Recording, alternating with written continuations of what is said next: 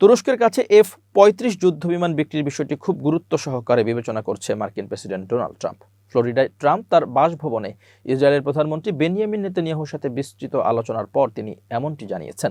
তুরস্ক ভিত্তিক সংবাদ মাধ্যম হুরিয়েত ডেইলি নিউজ এক প্রতিবেদনে এ তথ্য জানিয়েছে।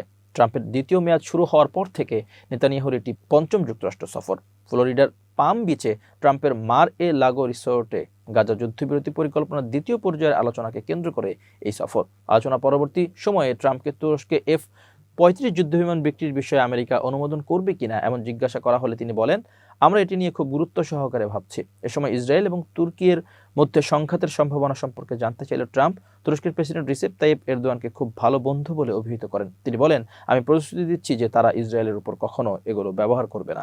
কক্ষ থেকে বেরিয়ে যাওয়ার সময় বলেন, আমাদের কোনো সমস্যা হবে না। এর আগে 2019 সালে রাশিয়ান S-400 বিমান প্রতিরক্ষা ব্যবস্থা কেনার কারণে তুরস্ককে F-35 যুদ্ধবিমান কর্মসূচি থেকে স্থগিত করে যুক্তরাষ্ট্র। ওই সময় countering America's adversaries through sanctions act CAATSA এর অধীনে বেশ কয়েকটি তুর্কি প্রতিরক্ষা সংস্থাকে নিষেধাজ্ঞা দেওয়া হয়েছিল। চুক্তির অধীনে একটি বহুজাতিক বাহিনীর অংশ হিসেবে গাজা উপত্যকায় তুরস্কের সম্ভাব্য উপস্থিতি সম্পর্কে ট্রাম্প বলেন, তিনি নেতানিয়াহুর সাথে বিষয়টি নিয়ে আলোচনা করবেন।